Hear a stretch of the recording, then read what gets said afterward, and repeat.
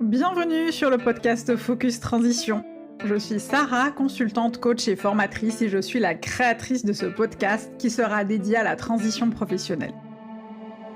Alors que tu sois en plein retour au salariat après une période d'inactivité, en train de créer ton entreprise ou en pleine réflexion au sens que tu veux donner à ton avenir professionnel, cet espace est fait pour t'aider à cheminer, prendre les décisions qui soient les plus justes pour toi et enfin te mettre en action et construire la vie professionnelle de tes rêves. Peu importe d'où tu viens, peu importe ton expérience, cette émission est pour toi. Alors installe-toi confortablement et c'est parti pour l'épisode du jour.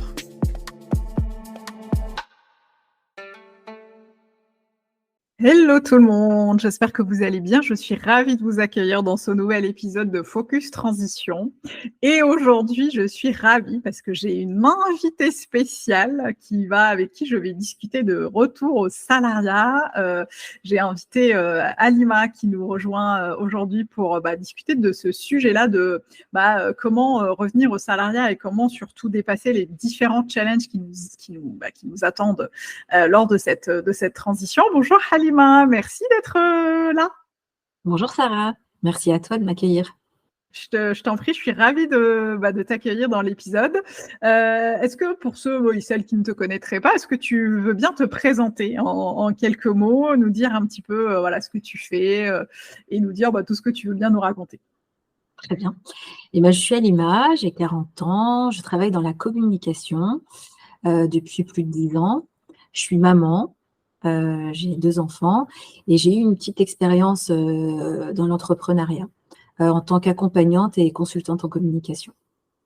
Super, merci vraiment d'être là aujourd'hui. Alors avec Halima, on va parler de retour au salariat et la première question que je vais te poser, c'est quelles sont les raisons qui t'ont donné envie ou qui t'ont poussé à revenir au salariat et quel était l'enjeu pour toi par rapport à ce retour au salariat? Alors, il y a plusieurs paramètres. Comme je le disais, je suis maman et mon fils entrait en collectivité, ce qui me laissait un temps plus important pour me consacrer à mon activité professionnelle, ce qui a généré des questions chez moi. Je me suis demandé, au regard de la maturité de mon entreprise, qui était toute jeune, qui avait 2 ans à peu près, est-ce que j'étais prête à aller vers le développement commercial de cette entreprise, à démarcher, à aller chercher de la clientèle plus importante et d'attendre que tout ça décolle, parce que ça peut prendre un certain temps, on n'a pas forcément les délais en tête. Ou alors, est-ce que le fait que du temps s'offre à moi maintenant que mes enfants sont en collectivité, est-ce que j'irai pas vers quelque chose de plus prenant, entre guillemets, en termes de temps. Parce qu'en fait, l'entrepreneuriat me convenait quand j'étais maman d'un jeune enfant. Et une fois que j'ai eu plus de temps pour moi, je me suis demandé, est-ce que c'était pertinent que je continue sous ce format-là? Parce qu'on ne va pas se mentir, l'entrepreneuriat, quand on est jeune maman, ça fonctionne bien. On travaille quand on a envie de travailler, quand on peut travailler, contrairement au salariat qui demande un cadre avec des jours de présence, etc. Et puis, il y avait aussi un enjeu financier. Est-ce que j'avais envie d'attendre que mon entreprise décolle ou est-ce que j'avais plutôt envie d'aller vers quelque chose de sûr avec une rentrée d'argent régulière? Et voilà les questions qui se posaient à moi à ce moment-là. Ça me parle, tu te doutes bien, ça résonne beaucoup puisqu'effectivement, je me suis posé les mêmes questions lorsque j'ai décidé d'amorcer un retour au salariat. Il y a beaucoup de questions qu'on se pose. Et d'ailleurs, je tiens à dire à celles qui nous écoutent que c'est légitime et c'est normal d'avoir toutes ces questions et c'est pour ça que c'est important de prendre le temps de se poser pour limite toutes les noter, y réfléchir, voir ce qu'on peut prioriser, etc., etc. Et pour toi, quels étaient les principaux challenge, tu vois, en termes de recherche d'emploi, d'entretien d'embauche, de prise de poste, comment ça s'est passé? Alors, avant de parler de ces challenges-là, il y avait un autre point, c'est celui de j'ai fait tout ça pour finalement m'arrêter. Parce que créer son entreprise, faire du bouche à oreille, faire marcher le bouche à oreille, etc., ça demande un certain investissement. Et je me suis dit, mais attends, mais tu as fait tout ça pour ça. Et j'avais ce questionnement interne en me disant, est-ce que tu as le droit, en fait? En gros, est-ce que j'avais l'autorisation de changer? Donc, il y avait ce premier point-là. Et il y avait bien sûr l'autre aspect, recherche d'emploi, légitimité après avoir quitté le monde du salariat. Que vont penser les ressources humaines de mon profil? Quel salaire je vais demander? Est-ce que mon réseau va être réactif? Est-ce que je peux lui faire appel à ce réseau? Douter de mes capacités? Comment justifier ces années d'entrepreneuriat qui finalement, je reviens au salariat. Voilà, il y avait tout un champ de questions, de doutes qui se présentaient et j'avais besoin de réfléchir à tout ça avant de me lancer. Et d'ailleurs, qu'est-ce que tu répondais quand on te demandait de justifier en fait ces années d'entrepreneuriat? En tout cas, comment tu arrivais à valoriser cette période? Eh ben, tout simplement, et ce qui était vrai, c'est que l'entrepreneuriat, c'est quand même un voyage solitaire.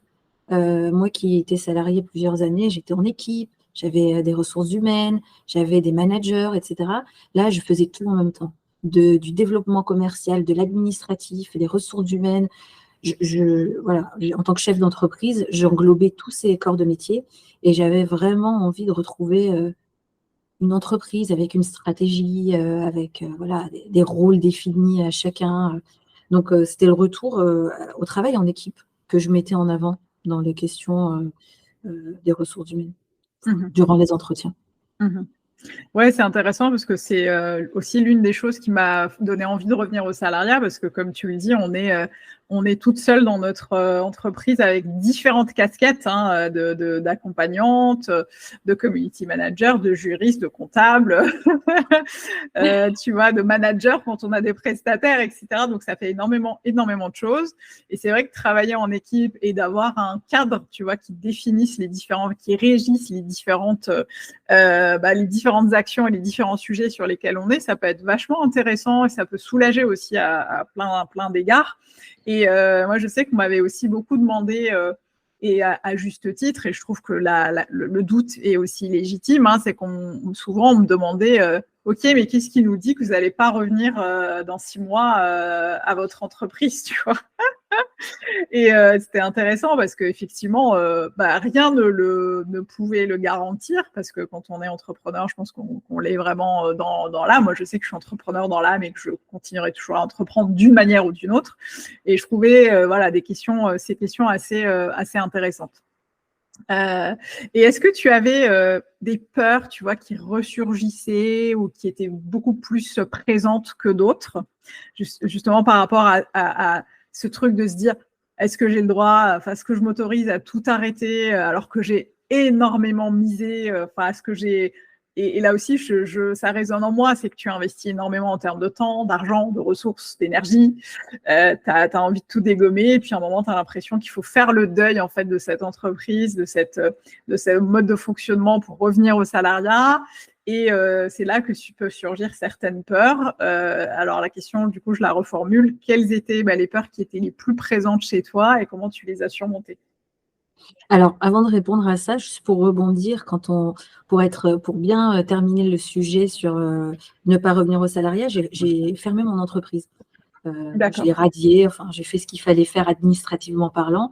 Comme ça, c'était clair que je n'y retournerai pas. Je le disais en entretien, donc je ne sais pas, ça peut peut-être rassurer mes futurs employeurs. Les peurs, une fois que j'ai accepté, en fait, que je me suis autorisée à allez, tu as envie de retourner au salariat, vas-y. Maintenant, comment on passe un entretien quel est le poste vers lequel je dois aller? Est-ce que je vais être à la hauteur? Est-ce que le monde du travail est ouvert à des profils comme les miens? Est-ce que je vais être rappelée? Et puis, mon réseau, j'étais terrifiée de faire appel à mon réseau, alors qu'en fait, il a été extrêmement bienveillant et réactif. Alors, quand je dis le réseau, ce n'est pas mes 500 contacts sur LinkedIn, c'est 2-3 collègues triés sur le volet à qui j'ai envoyé des messages qui ont été hyper réactifs.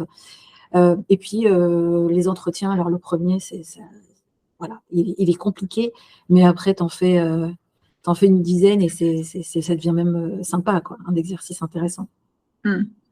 Ouais, tout à fait. Et puis surtout, je pense effectivement ce temps un peu de latence, tu vois, entre le moment où soit tu décides de fermer ta boîte ou la mettre un peu en berne et où tu embrayes, tu vois, tu remets le pied à l'étrier dans le monde du salariat. Il te faut un petit moment, tu vois, et ça dépend des personnes, mais ça peut être quelques jours, quelques semaines pour se remettre dans ces choses-là. Et d'ailleurs, je tenais à rassurer celles qui nous écoutent par rapport à ce que tu disais, c'est qu'effectivement, le monde du travail aujourd'hui est complètement ouvert pour celles qui veulent revenir au salariat après avoir été entrepreneur pendant un temps.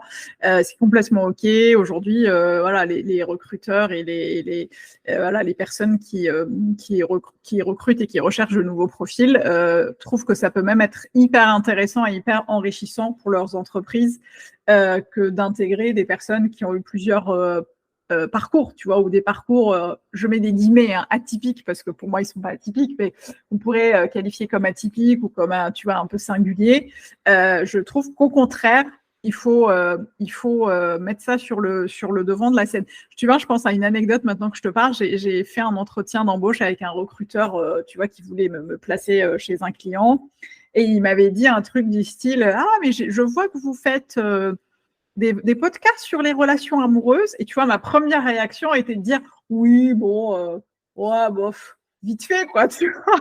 Alors que c'est pas du tout. C'est quand même une grande partie de ma carrière d'entrepreneur que d'accompagner des femmes sur les relations amoureuses. J'adore le podcast que j'ai créé autour de ça et de la communauté que j'ai fédérée. Et donc, j'ai essayé de minimiser ça. Et le gars m'a dit « Ah non, mais c'est génial, je trouve ça génial, faut le mettre en avant. » Et tu vois, il m'a pris un peu à contre-courant. Je me suis dit « Ah ouais, en fait, oui, si, il faudrait que tu sois hyper fier de tout ce que tu as accompli, même si ça colle pas avec le poste recherché. » Tu vois, donc… je trouve que c'est important de mettre ce qu'on a fait en tant qu'entrepreneur en avant. Ouais, carrément. Oui. Voilà, donc je vous invite vraiment, nous vous invitons vraiment à mettre en avant toutes vos expériences, votre expertise, quelle qu'elle soit. Et d'ailleurs, Halima, toi et moi, on se connaît parce qu'en fait, je t'ai accompagnée lors de ce processus justement de questionnement, de remise à niveau, de remise en question entre le moment où tu te demandais si tu voulais revenir au salariat et on a mis en place un certain nombre de choses, enfin tu as mis en place un certain nombre de choses. Je trouve qu'effectivement, c'est quelque chose d'assez intéressant. Je l'ai fait moi-même, j'ai été coachée sur ces sujets-là. Je trouve que c'est intéressant d'aller chercher un accompagnement ou quel qu'il soit d'ailleurs pour avancer sur ces questions de transition professionnelle. En quoi, toi, l'accompagnement a été utile pour toi à ce moment-là? Comment ça s'est passé? Je me souviens un été, je t'avais rencontré dans le cadre d'un atelier de confiance en soi, je crois. Oui. Et je me suis dit, tiens, je discuterai bien de mes futurs projets avec Sarah, parce qu'il y avait ce côté, j'ai mon entreprise, mais est-ce que j'ai vraiment envie de la développer? Est-ce que j'ai envie d'aller plus loin? Et en même temps, le salariat me parle. Et en fait, on a eu un premier échange et tu as vraiment accueilli mes doutes, mes questions, évidemment, pas de jugement, vraiment écouter mes besoins. Et ça m'a permis, de les concrétiser. Il était là-haut, là, dans le cloud. Et le fait de les lire, de les écrire, ça les télécharge. Et puis, tu te mets face à ça. Et ça te donne, en fait, une feuille de route, une fois que tu as clarifié tes objectifs. Donc, ça m'a permis d'assumer mon choix de fermer ma boîte et d'aller vers une autre voie, de répondre en confiance aux offres d'emploi, parce que j'y allais à tâtons, en fait. Et tu me regardais, tu me disais, donc, tu crois que si un employeur t'arrive mi-figue, mi-raisin, pas sûr, en fait, qu'est-ce qu'il va penser? Et là, je me suis dit, mais oui, mais c'est vrai. À un moment donné, tu assumes ce que tu veux et tu donnes, tu fais en sorte que la personne en face de toi ait confiance également. Si tu arrives sans confiance, donc voilà, donc ça a boosté ma confiance. Voilà, j'ai repris confiance en moi. Et puis même pour la négociation de mon futur salaire, je me rappelle, on a parlé d'un chiffre. Je ne le disais pas, le chiffre que je voulais. Je lui disais, finalement, je dis, tu crois que je peux te dire un chiffre, Sarah? Tu me dis, bah oui, vas-y. Et tout ça, ça a permis en fait que ça sorte de ma tête, parce que cette recherche d'emploi, ces questions, etc., voilà, elles étaient quelque part. Et parler avec toi, aller dans un process de coaching, ça m'a facilité l'avancée pour la suite. Bah, écoute, j'en suis ravie et j'ai été heureuse de travailler avec toi sur ce sujet. Et comment se sont passés les premiers mois dans ton nouveau poste? En fait, dès qu'on m'a fait l'offre, j'ai été gagnée d'un stress assez important. Parce que, en fait, voilà, on passe d'une situation où on fait notre emploi du temps, on choisit nos missions, à un poste avec des attentes, des objectifs, etc. Donc, grosse montée de stress et je m'étais imaginé des attentes démesurées de la part de mon futur job que, en fait, voilà, c'était plutôt moi qui avais projeté ces attentes. Parce qu'au bout d'un mois, je me suis rendu compte que voilà, je connaissais ce métier, je le faisais et c'était quelque chose que je connaissais. Mais voilà, peut-être gérer un peu ce stress en amont, ne pas se laisser gagner. Le fait de vouloir tout faire tout de suite. Voilà, on n'est pas des machines, on est des êtres humains. Un poste, il y a des objectifs, il y a une stratégie. Tu peux pas, sur ta période d'essai ou ton premier mois, faire absolument tout. C'est un peu le travers du perfectionnisme, je dirais. Voilà, il a fallu que j'apprenne à me calmer et à gérer mes priorités comme des priorités. Voilà. Ouais, c'est hyper intéressant ce que tu dis sur le fait de faire, tu vois, un peu un pas à la fois, un jour à la fois, tu vois, pour pouvoir arriver à la fin, avoir une vision plus globale de ce qui t'attend, de tes propres objectifs, de tes objectifs personnels aussi, tu vois, par rapport à ta trajectoire pro, etc. Et d'ailleurs, si tu devais donner 3 conseils aux femmes qui sont en train d'amorcer justement un retour au salariat, quels seraient-ils? J'y ai repensé. Au-delà du coaching, qui est propre à moi et à mes besoins, je dirais que, alors je disais tout à l'heure qu'on est dans une solitude en tant qu'entrepreneur, mais dans la recherche d'emploi aussi, on peut l'être. Et moi, j'ai fait appel à des personnes que j'avais connues et avec qui je faisais des points réguliers, du genre, je suis sur telle offre, j'ai passé tel entretien. Et puis, ça permettait un peu de poser les trucs. C'est important d'avoir des personnes dans la même situation pour échanger. Ça, c'était le premier point. Le deuxième point, être au clair sur le pourquoi on retourne au salariat et comment on veut y retourner. C'est-à-dire pas aller vers toutes les offres qui arrivent. Genre si le télétravail, c'est hyper important, l'absence de déplacement professionnel parce que tu en as eu beaucoup dans ta carrière, tu n'en veux plus, le micromanagement ou l'autonomie totale, tout ça, il faut que tu l'aies en tête au moment où tu cherches ton job. Et le troisième point, bien cibler les offres d'emploi et ne pas aller vers une offre parce que tu vois des compétences que tu as. C'est pas parce qu'il y a des compétences que tu as que tu les aimes forcément. Donc c'est simple, si tu n'aimais pas quelque chose sur ton ancien job, ne retourne pas vers une offre similaire. Alors peut-être que tu auras changé depuis, mais si tu n'aimais pas faire ça avant, il y a des chances que tu n'aimes toujours plus le faire. Donc être honnête avec soi-même sur les missions sur lesquelles on veut travailler. C'est hyper intéressant ce que tu dis sur les 3 points. Je voulais rebondir sur le fait d'être entouré, tu vois, de discuter avec des gens, etc. Parce que je trouve que ça permet aussi de se responsabiliser. Parce que parfois, tu as l'impression, tu vois, que tu mets du temps à aller regarder les offres, tu vois, pour peu qu'on ne soit pas bien organisé ou, tu vois, on a parfois tendance à s'embourber dans des processus qui ne vont pas au bout.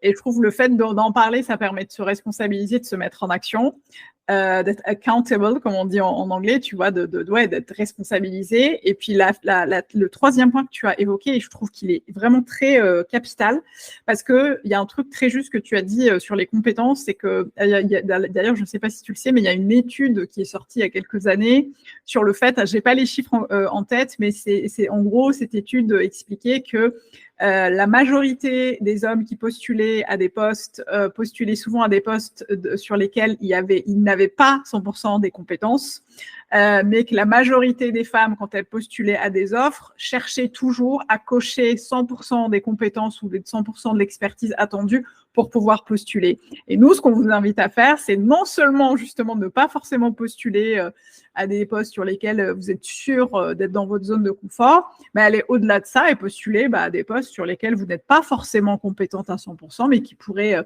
vous challenger, sur lesquels vous pourriez kiffer et sur lesquels ça pourrait matcher. Je vous dis ça parce que ça m'est déjà arrivé. J'ai récemment été manager dans un gros cabinet de consulting où je manageais une équipe de 10 consultants, où j'allais sur des gros projets en étant garant des engagements de la boîte face aux clients. J'avais jamais fait ça, en tout cas pas à cette échelle-là.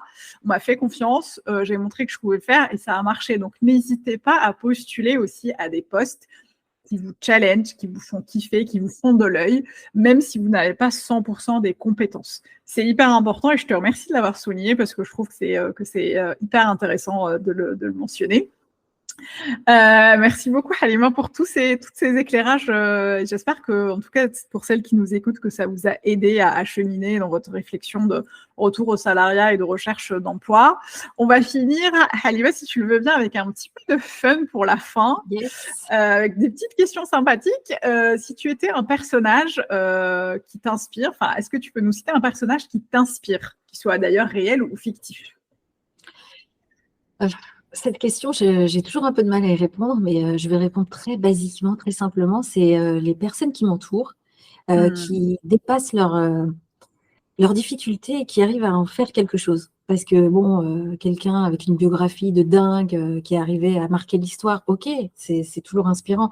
Mais la personne à côté de toi, une copine, une sœur, une cousine qui était dans une difficulté de vie, et qui a transformé le truc et qui est heureuse, etc. Moi, j'y trouve toujours un petit point à lui piquer ou pour m'inspirer. J'ai fait ça à plusieurs, j'en reparlerai un jour, mais plusieurs étapes dans ma vie où j'ai appris qu'une personne de mon entourage avait fait un truc. Et là, c'était la révélation. Tu vois, parce que c'est à m'apporter, parce que c'est une personne que je connais bien, dont je connais un peu les hauts et les bas. Et voilà, c'est souvent des femmes de mon entourage. Ouais, je confirme, c'est souvent ce que je réponds. Je dis c'est ma mère, tu vois, un personnage inspirant, c'est ma mère, parce qu'effectivement, c'est des personnes du quotidien qui nous apportent beaucoup et qui nous inspirent beaucoup. Ok, si tu étais un plat ou un dessert, dis-nous tout. Alors moi, j'aime bien la tchouktchouka. J'aime la tchouktchouka parce que, en fait, quand tu regardes sur Internet, ça s'écrit de 10 manières différentes. C'est tchouktchouka, tchouktchouka, chachouka. Et donc, c'est un plat très savoureux à base de poivrons, oignons, plein d'épices, piments, etc. Et c'est multiculturel. Je crois qu'il y en a en Afrique du Nord. Il y en a peut-être tout autour de la Méditerranée. Voilà. J'adore la tchouktchouka. Je valide. Je valide. Une dernière question. Un moment de kiff au travail que tu as vécu récemment? C'était la semaine dernière. J'ai fait ce qu'on appelle un média training.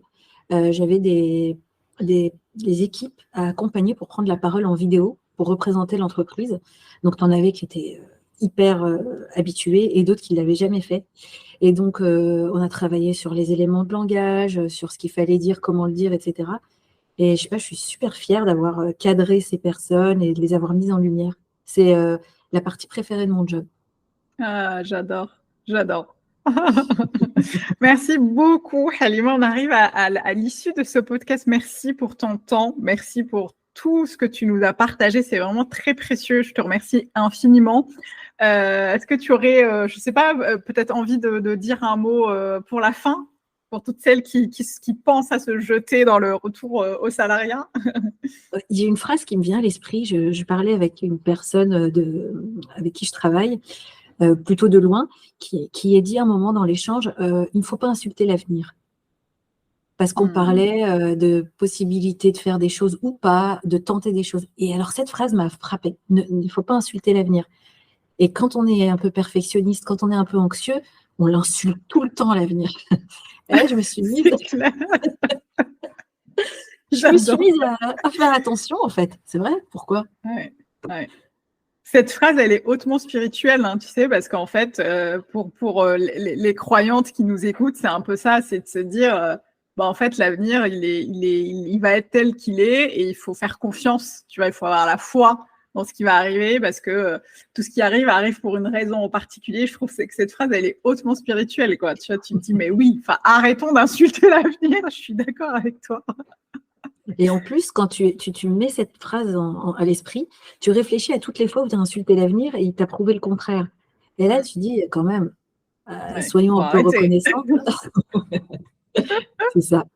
C'est ça, ouais, j'adore. On va finir là-dessus. Il ne faut pas insulter l'avenir. Merci infiniment, Halima, pour ta présence et pour tout ce que tu nous as partagé. J'espère que ça vous a été utile. N'hésitez pas à commenter le podcast si la plateforme d'écoute le permet pour nous dire, nous raconter un petit peu vos aventures. N'hésitez pas aussi à donner une petite note. Hein, c'est toujours sympa et ça permet de développer le podcast et de le faire rayonner.